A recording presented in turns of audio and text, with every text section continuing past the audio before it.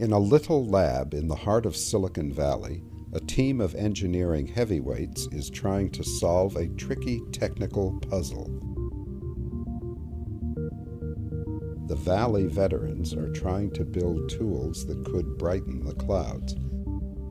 If they succeed, the hope is that humankind could reflect more heat back into space, wielding clouds as shields against global warming. Armand Nukermans, a serial inventor from Belgium, is spearheading the effort, driven by a concern that the world could be headed for humanitarian and ecological disasters. You know, people 10 years ago, it says this is totally wacky to start thinking about doing this, but in the present situation, people now are starting really a little bit more concerned. It could give us some time if it really becomes catastrophic. Our approach is just to take salt water and get it really, really hot. And if you take this gas and let it come out of a nozzle really fast, both the steam and the salt particles will go up into the cloud. When they condense moisture on them and grow, then they start to become very efficient mirrors, so to speak, and then they start to show a real cloud whitening effect. There are few full-throated advocates of cloud brightening and similar so-called geoengineering techniques, but some climate scientists have begun to study the potential effectiveness and possible side effects of these strategies, in case a rapidly warming world necessitates an option of last resort.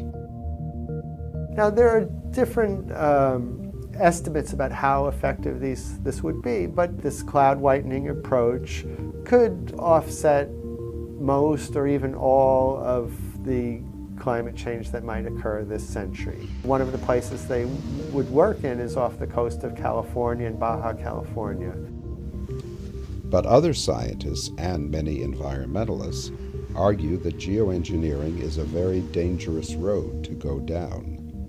Technologies that we're potentially talking about pose extremely serious risks, even assuming that they can be effective. It may radically alter precipitation patterns in certain parts of the world. For example, in the Amazon, where precipitation is critical for the terrestrial species and the trees themselves to thrive. I don't think we can potentially take geoengineering off the table.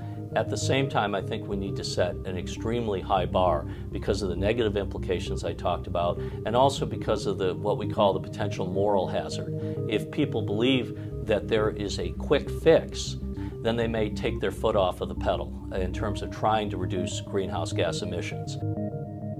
The whole planet is highly interconnected. Anything that's done anywhere will affect places far away. The question is, how big are these effects and how reversible are they?